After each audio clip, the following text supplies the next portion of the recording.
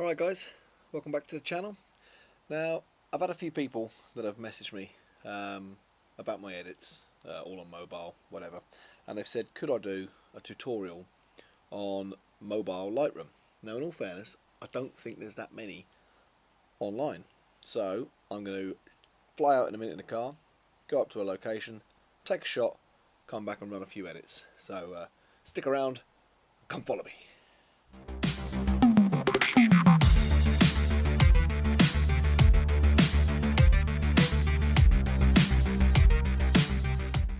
So I've come up to this field, which I've done a sunset at before. It's in the Neowise Comet video, a few videos back.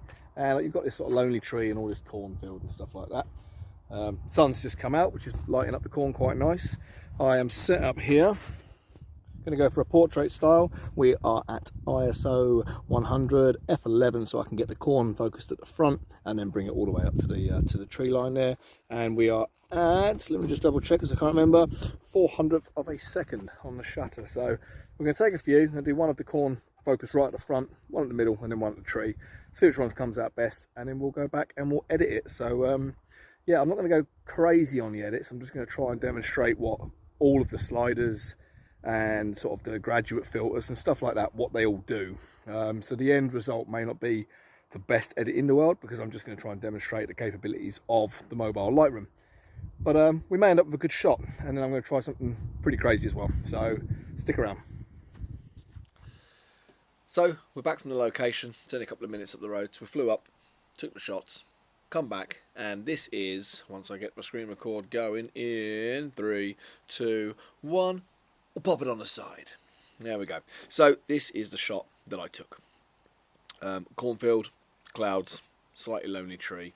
As you heard, I've used this location before, but it was just a pretty simple shot to just go through the process of the edits. So could be a slightly mundane video coming up. I'm just going to kind of fly through the basics on what you can do. I'll do a nice simple edit to keep it clean and sharp, and then I'll go and do a slightly bizarre one. It's like, you know, just to demonstrate. So don't criticize the photo necessarily, because I didn't go out to get the best photo. I just flew up, got a shot, so I can demonstrate the edits. So with no further ado, this is what the shot looks like. Now straight off, if you follow the rule of thirds, I need to kind of change where the horizon line is. Do you want more foreground? Do you want more sky? We've got a nice sky, we've got a nice foreground. So that's personal preference. So we'll go along the bottom here to the crop, and I'm going to change that to a 4x5, and then I'm going to go for the foreground, I think. So we're going to move that horizon up towards the third line, the first line down 2/3 up. So I think we're going to start with this, and we'll see how it comes out. So we'll click OK to that, and then best thing you can do first is click auto, and then see how that runs. So let's click auto straight away. It's brightened up the corn, just put a bit of contrast in, and we'll start there. We can then play with the sky a little bit more, so we will do a selective. Now the selectives here, you've got 3 types, okay? You've got the, I don't know why I'm pointing at my phone because you can't see my finger pointing at it, but anyway, you've got the brush, which is where you can literally paint on and change colours, contrasts, brightnesses, whatever. You've then got the circle, the sort of radial edit, and then you've got the drop down one. I'm going to go for the drop down. I'm going to bring that middle line to about the horizon, and then we're going to take a bit of clarity. We're going to bump that up a bit just to get these is it going to run a bit slow because of my Wi-Fi? We'll see.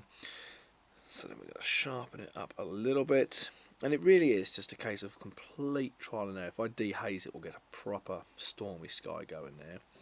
So I quite like the storminess on that. We then click OK.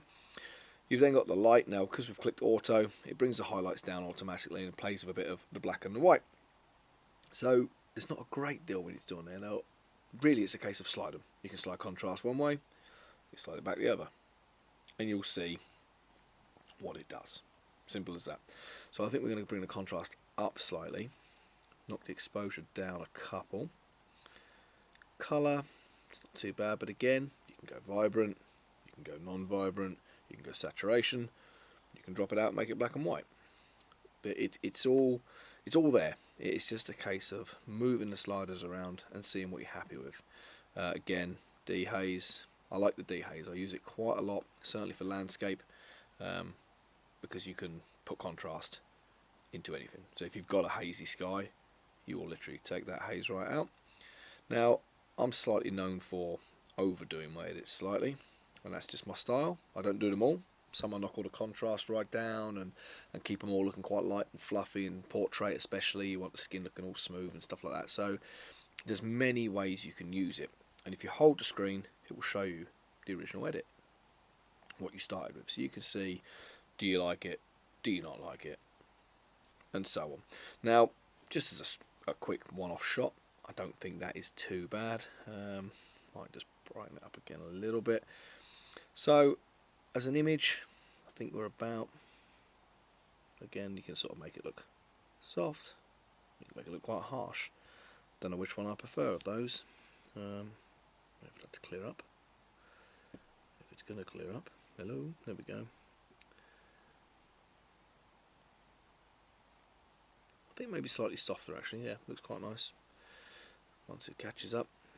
So yeah, I think we're just gonna go with that for a quick play. So that's your basic edit. That's what a few of the sliders can do. Obviously you've got the colour, sharpness, you have got the chromatic aberration, which if you are taking pictures more sort of wildlife, birds, moon shots, things like that, you get this blue ring, a bit of fringing around plants and stuff like that. That generally removes that. It's pretty good at doing it automatically, and you can go into lens profiles and literally set up. You'll see there that I use the Jungnau 50mm 1.8 for this shot, of which then you can change the vignetting, you can change distortion, stuff like that. So it's quite clever. Mostly, if it's got the lens programmed in already, it's normally quite good. So you haven't really got to muck around with that one too much, and I don't need to put on the chromatic aberration. So I think we're about done with that picture for now. But what we're going to do now is mix it up completely and just go and show you the scale of what you can do with the what are they called? God, it's completely gone. The filters, the radial filter. Now this is one of my favourites. We've already got the square drop down one here. I don't need to use that. So I'm going to go in and I'm going to create a sun. Okay, I'm thinking, but there is no sun, it's pure cloud. Now this is quite funny. So you can bump up the light, drop down the dehaze, and it starts to brighten that up. I'm going to put that up in the corner here, so it looks like it would have broken a bit. We're then going to pop a few more on there, where I believe there would be some cracks coming through the clouds. And we're just going to try and brighten up a few areas. You may go back and adjust these if I think they look a bit too over the top, so bear with. I'll put a smaller one just in. I do sometimes use a little stylus pen for this because it's a bit easier to get around the screen instead of using my little fat thumbs. But go something like that. I'll put one more. Like I say, you can use the pencil, where you could just draw it on up on the filters here. You've got the pen up the top there. You can do that, but I don't tend to use that too much. The radial one is pretty good at doing what you need. Now we will put one more, and this is where you know, it's only a bit of an artistic license. It's not for everybody's taste, but I can pop that up towards the sun, bring it down onto the tree, like so, and we can pop that in, and you can then get a little rare sunshine. You get the gist. And I think probably, as there's cracks coming through the clouds, we'll pop one more. That would be at a slightly different angle if it was real.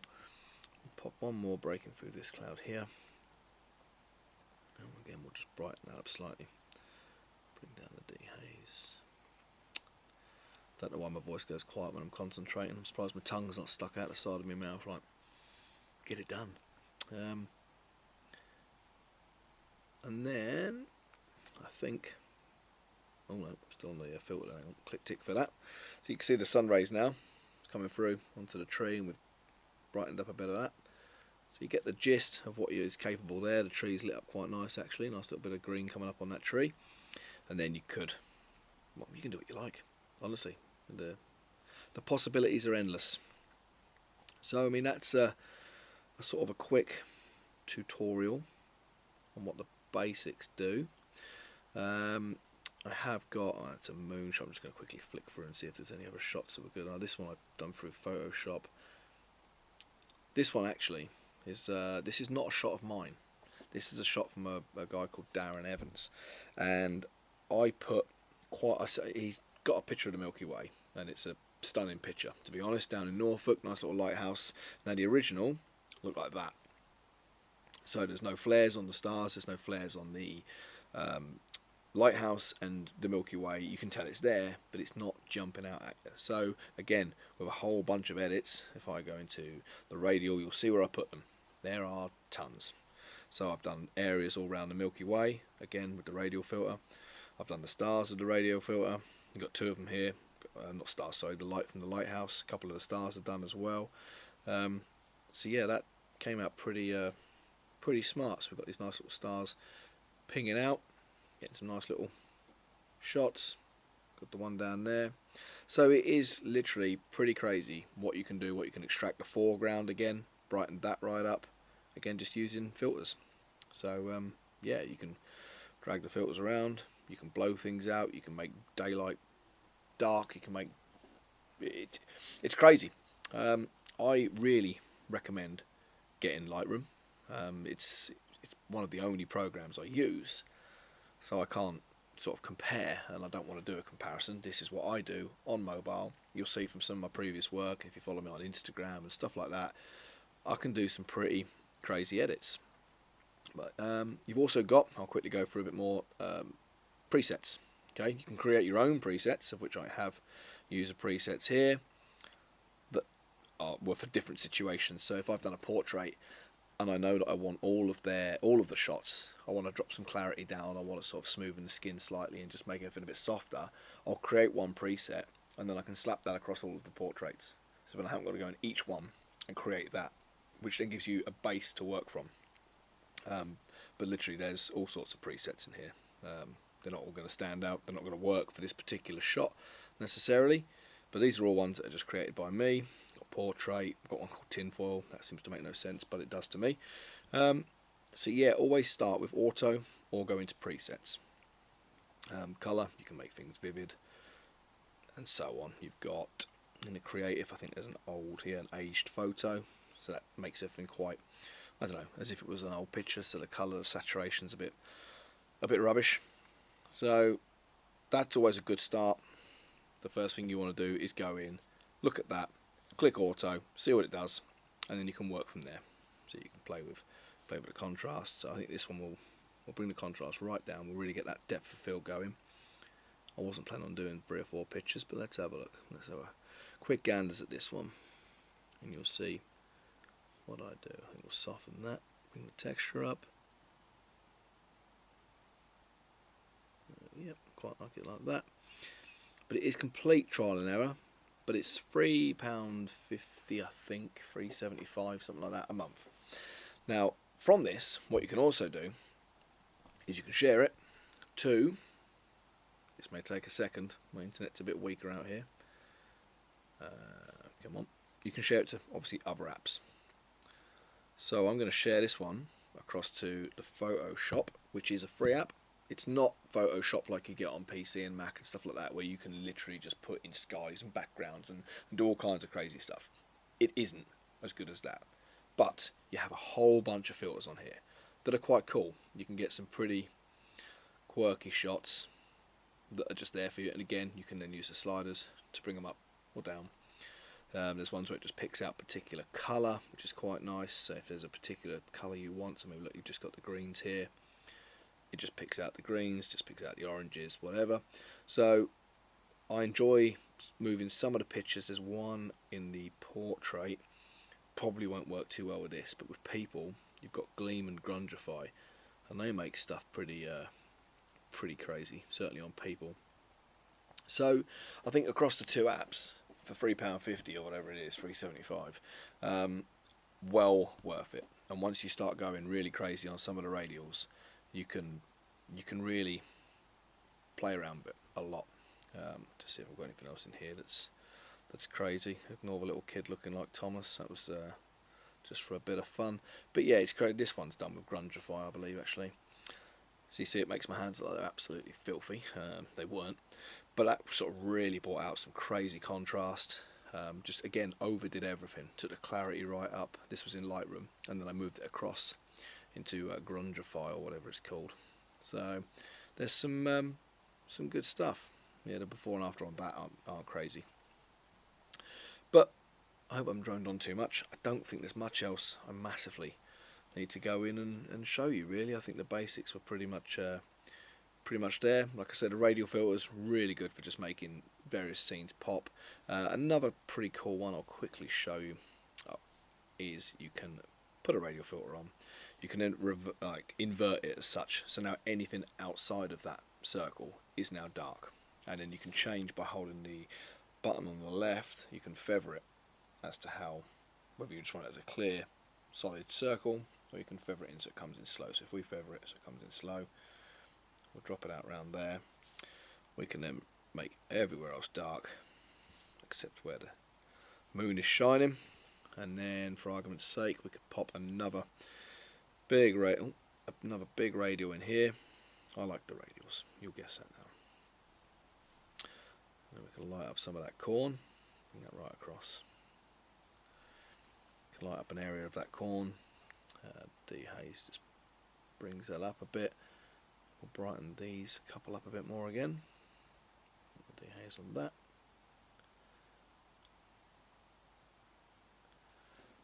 There you go, something like that. So you can literally just make things dark, things light. I've put headlights in cars before that weren't even on.